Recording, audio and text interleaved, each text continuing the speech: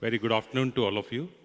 Uh, this is my second visit to Poland, and I'm very excited to share my experiences. And it's also the second visit to share the same kind of experience. I was here around 6 months ago, and I would be talking about India's journey on making cities more water sensitive.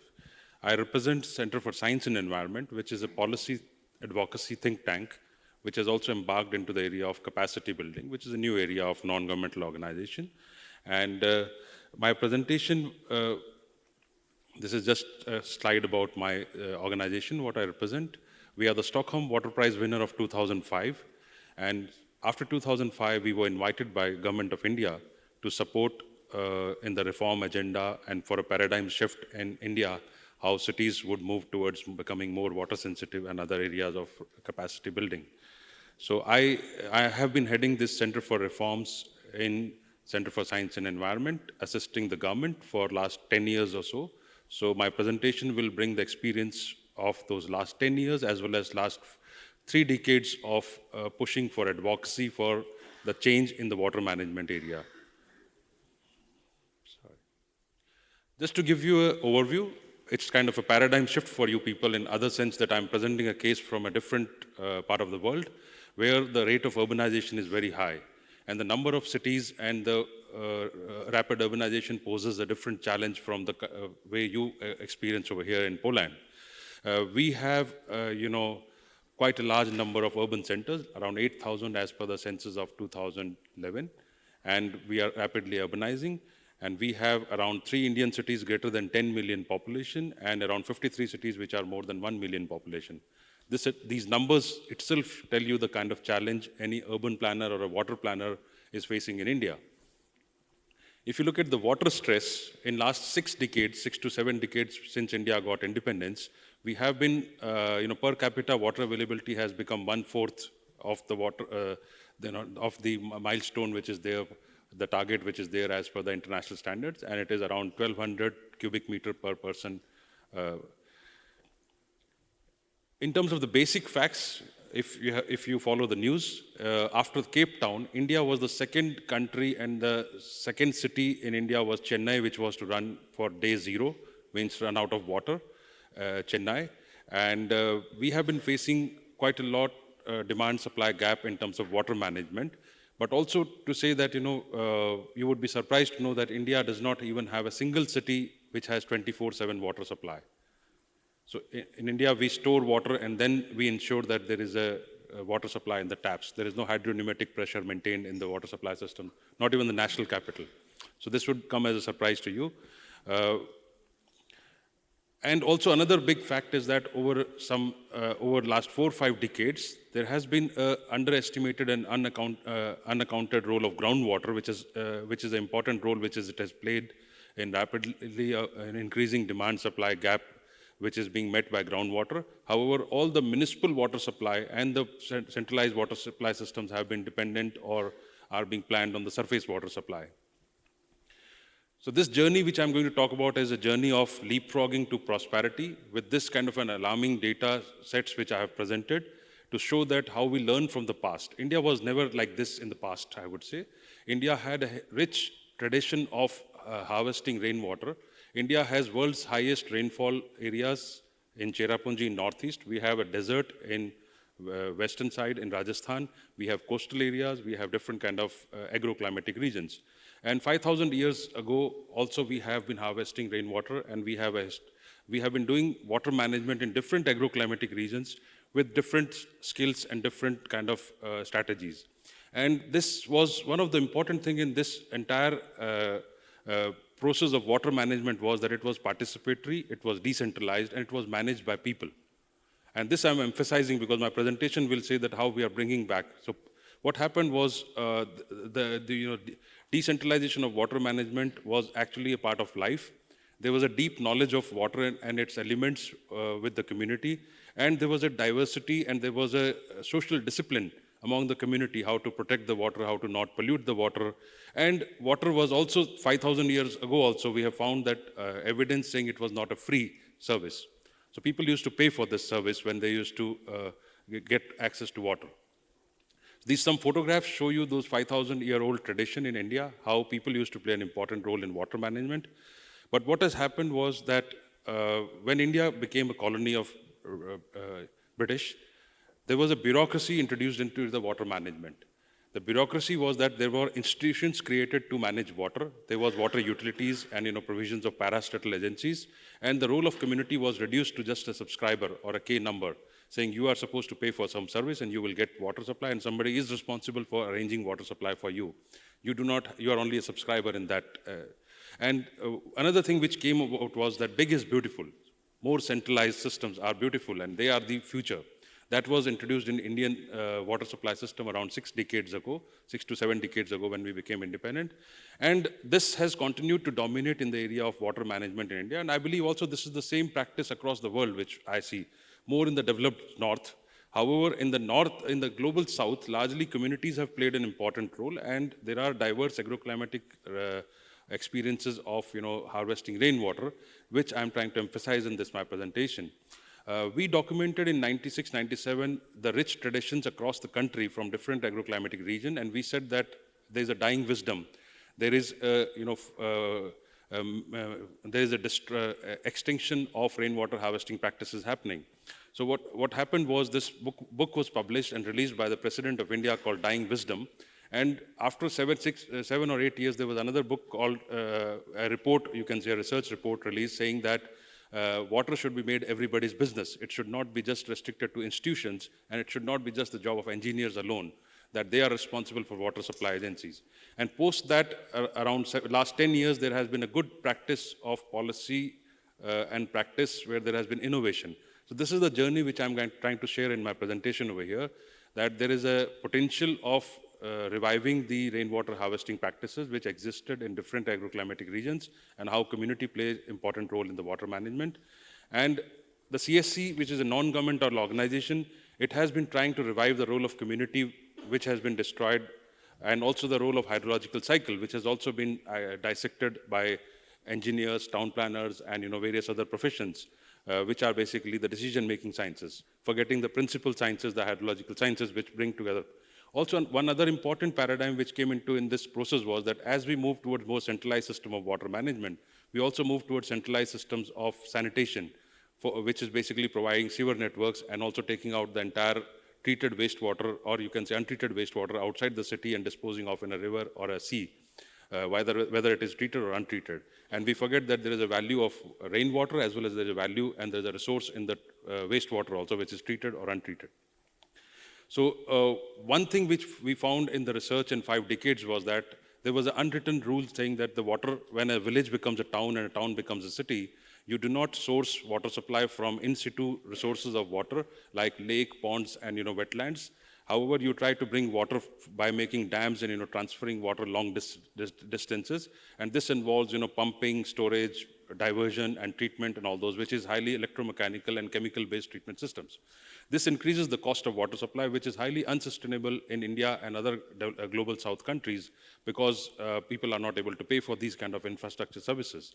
In fact, this is coming out that nowadays even the developed north is not able to pay for the kind of costs which are supposed to be recovered from users or customers. So same is the case of sanitation, that increasingly pipe, pump, treat, and divert, which is more energy-intensive systems, dominate the water and sanitation utilities. And in India, the situation is that we have just 30% of the sewage which gets treated, and remaining untreated sewage finds its way into the sources of water supply, which are rivers and lakes and ponds.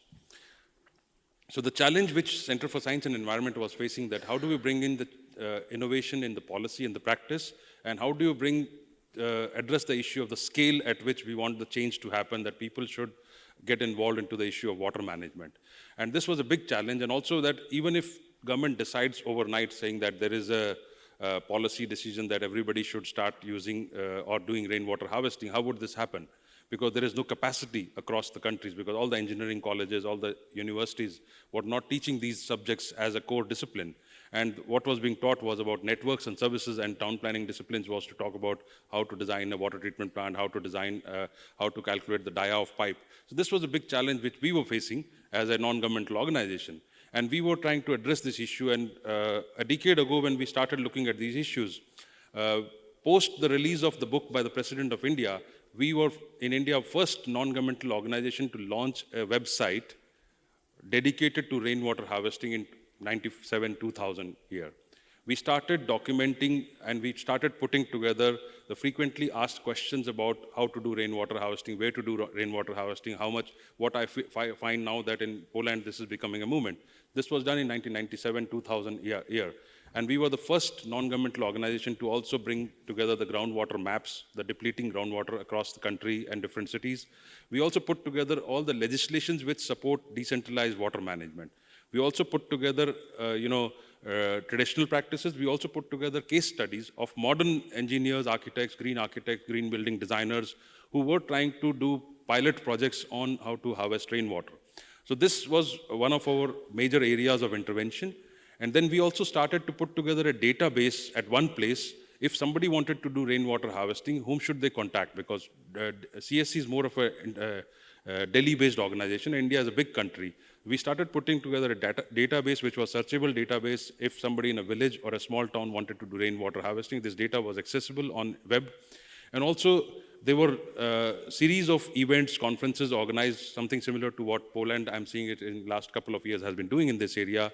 And also including this, that there were job opportunities which were being advertised in this area of rainwater harvesting or blue-green infrastructure or creating of spaces. And you can imagine that this we were doing 20 years ago. So we started pushing for this, and this was outside the government domain. We were doing on our own with our own resources. And there was one major thing. What happened was the President of India himself invited Center for Science and Environment to demonstrate and do a pilot project on rainwater harvesting in his residence office complex. And we are proud to say that we have designed a rainwater harvesting system in the President's house in India. And 35% of the water requirement of President's house in India is met by rainwater harvesting. So this was one of the major, path-breaking, milestones by a non-governmental organization to be invited to demonstrate in the President's house.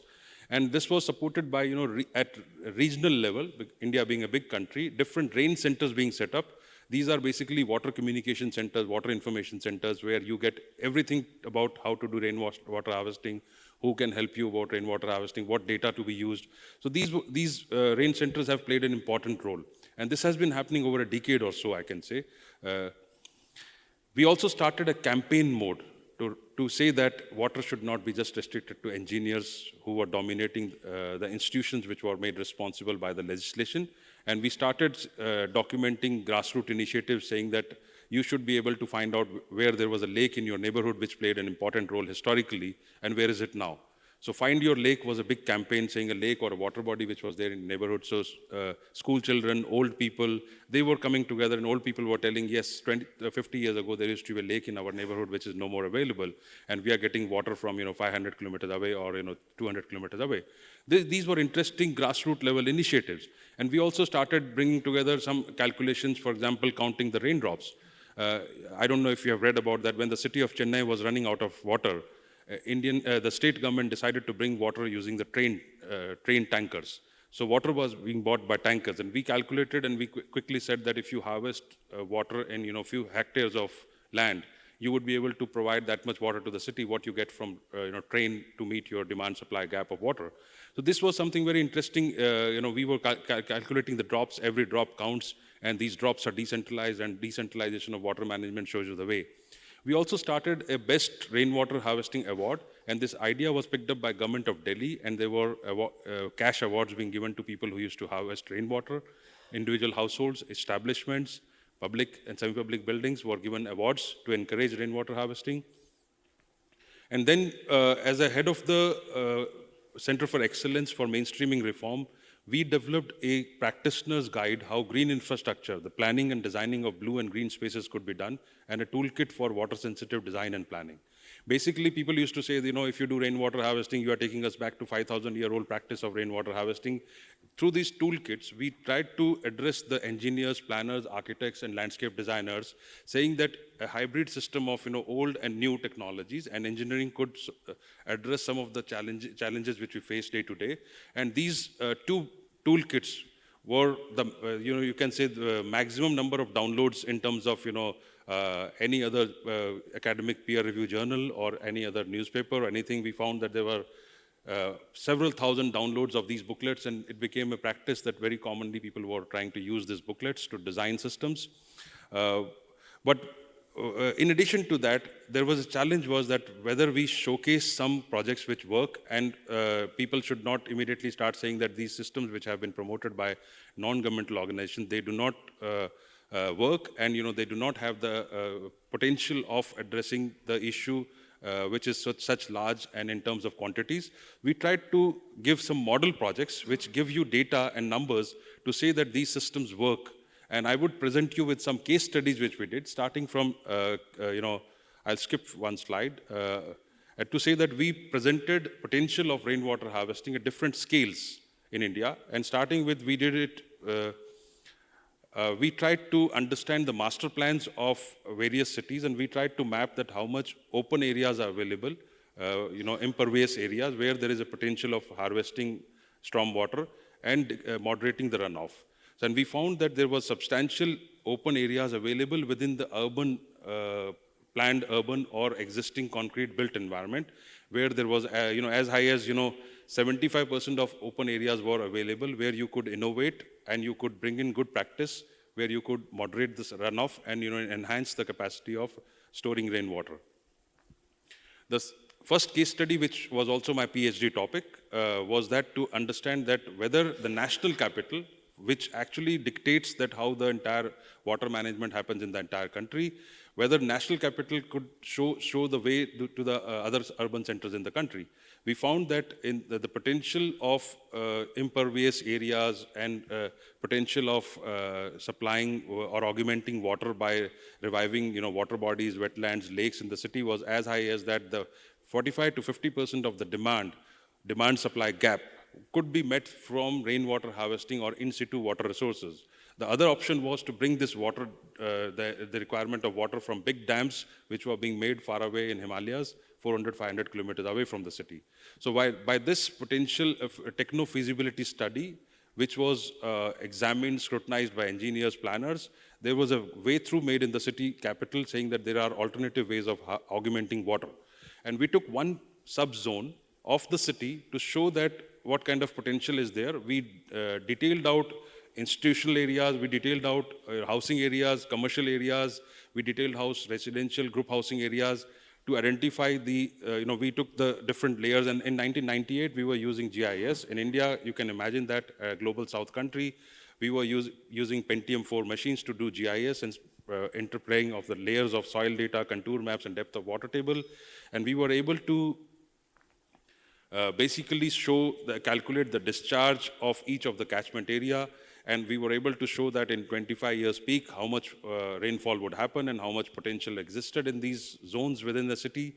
And these all was calculated through, different assortment of facilities which would be available in a zone, like detention ponds, bioretention areas, gully and trenches, check dams, filter strips, grassroots swales. And we found that 5 to 15% of area of open space of each catchment area can retain 100% of 1 hour of peak discharge from the watershed for 25-year norm. This was an excellent technical data which was available for us to challenge the conventional planning which was being done, the land use planning, and wanted to prove that there is a huge potential within the existing planning norms that you could harvest rainwater, you could do innovation in the practice, and architects and engineers do not need more stronger legislation. These kind of data sets were able to provide some breakthrough in pushing for innovative practices in the existing frameworks. We took up a new city which was developed adjacent to national capital called Noida, New Okhla Industrial Development Town. And then we examined the town master plan of this city, and we examined again similarly in detail various zones where water harvesting potential was there. And we found that this new city which was designed had the potential of, the 26% of its demand of this city, which was adjacent to New Delhi, and it had missed the opportunities of harvesting water, could be retrofitted and could harvest its 25% of its demand of water supply gap, which was there. So these were some studies, and then this was the new city. Earlier city, Delhi, was an old city and a new city mix-up. Within that, a zone was examined in detail. Then we went to a dry area called Rajasthan, which is located in desert, arid zone. And we also looked at, this is Jodhpur, and we studied that, how in one particular residential neighborhood, one of the architects who had designed this residential complex, he introduced the traditional methods of rainwater harvesting and how the apartments or the plots which were there, which were being sold at a premium rate rather than a house or a plot which is available in a totally 100% concrete area. So this structure which is shown in this picture is basically a traditional rainwater harvesting structure called step well, which is used within the residential areas to harness the ground, storm water, and people use this water for non-potable water requirements, and 30 to 40% of their non-potable water requirements are being met by these areas. So this was good that it makes sense also, economic sense also at the residential neighborhood, at the contractors level, builders level, for doing small projects as well as city level planners. It makes sense that there is an economic sense that you could harvest water and you could reduce the cost of urban development, which is more suitable for India kind of situation. More recent updates is that with these kind of examples from a national capital, a new town, small city in a semi-arid area, so these were few select which I have chosen. However, there are case studies which are hundreds of them all over the country, which have been documented on the website which I was mentioning. The website link has been provided. It is www.rainwaterharvesting.org, which provides you thousands of such projects which have been there. But very recently, one path-breaking change happened in India was that the Prime Minister of India in last year announced a reorganization of ministries. The Ministry of Environment, Forest and Climate Change and River Pollution Abatement was named as Ministry of Water Development. In Hindi, it is called Jal Shakti. And they started integration of these all efforts which were being talked about under one ministry, which is called Ministry of Jal Shakti, which looks after the water supply issues, which looks after water conservation and rainwater harvesting and groundwater recharge and sustainability. So with this dedicated advocacy for 2.5, 3 decades, this new ministry has come up, and ministry has started time-bound missions program called Jal Jeevan. Jal is water and mission is everybody knows. And Jal Shakti means power of water and development. And then Bhujal is groundwater. Atal Bhujal means groundwater rejuvenation, groundwater recharge program. These are the national programs which have been set up by Government of India. And the Prime Minister has started a mission mode, a time-bound programs in this direction. And these mission mode programs are targeting 256 water-stressed districts and 750 urban local bodies, towns and cities, where in a campaign mode, there are water bodies being restored, rainwater harvesting structures being revived, and also there are 256. Each city has been allocated one senior level bureaucrat, a secretary level officer, to go and supervise this work, that these structures are revived and restored, and the value of every raindrop which is collected in these systems is also known to people. So this map shows these red color areas, which are the water-stressed blocks, around 256 blocks, and 750 urban local bodies which are selected. And there is a dashboard which is available, which tells you that it is not just about only harvesting rainwater, it is also talking about behavioral change in terms of use of treated wastewater, which is also another important resource. So it is linking water conservation and reuse of treated wastewater in a big way, which is a big issue in India, because people used to say that people would not use the rainwater or treated wastewater. These issues have been pushed by the central level, and there is modification of the guidelines for the new cities which are being developed, which are available on the central ministry website. There are guidelines for urban water conservation. There is a manual for rainwater harvesting, which takes ideas and engineering practices, retrofitting examples, which are documented by CSE, which also develops a monitoring framework. It puts together photographs and it puts together a database which ensures that information is widely disseminated across the country. Also, to sustain these efforts and to link it with the groundwater, which is one of the underestimated and unaccounted resource, because all the small and medium towns in India are dependent on groundwater. There is a dedicated program to see that how much groundwater is getting recharged by the rainwater harvesting efforts which have been done. So there have been dedicated funding allocation by Government of India for groundwater recharge being linked to a new scheme which has been launched by Government of India, saying every house would have tap water, 24/7 water supply by 2024. It's a big milestone. It's a big target which has been set up by Prime Minister of India and dedicated ministry set up for that. This is the kind of data, you can see the dashboard which has been created, which shows that total number of rainwater harvesting systems under construction, total number of rainwater harvesting systems installed, number of establishments using treated wastewater, total treated wastewater used, then you have number of water bodies taken up for rejuvenation, total area of water bodies taken up for rejuvenation in acres. So every state and city which is doing these projects in 750 towns and cities, this data gets aggregated and is documented in the dashboard. Now, this can be further enhanced to say that how much quantities of water are being harvested. It is, at the moment, how much area under water harvesting is there. You can see that this kind of a government dashboard is available at the central government level. And in India, central government plays an important role in water and sanitation designing. So one thing which we learned was that making water everybody's business, certainly it was not just the problem anymore left to the engineers and institutions alone.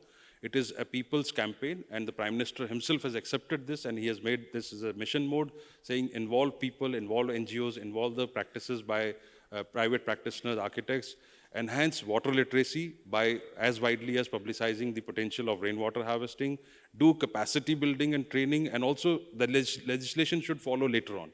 There is enough which exists in the term of legislation, the town planning norms, standards, allow for innovation in policy and practice. So I think this is something which is a path-breaking change which has happened in India. And I wanted to show you a video which we created as a promotional campaign. It's just one minute video to show the potential of rainwater.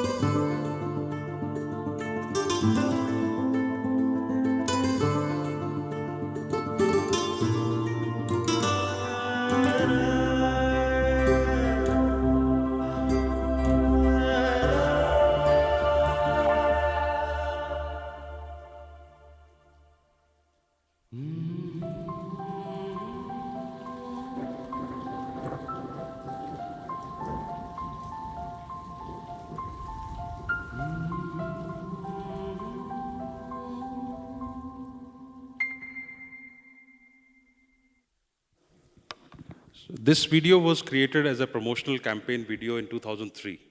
So you can understand from there where we have come in 2019 now, Government of India announcing a new ministry and taking up at a central level and also extensive mission mode campaign. Thank you very much. Thank you very much.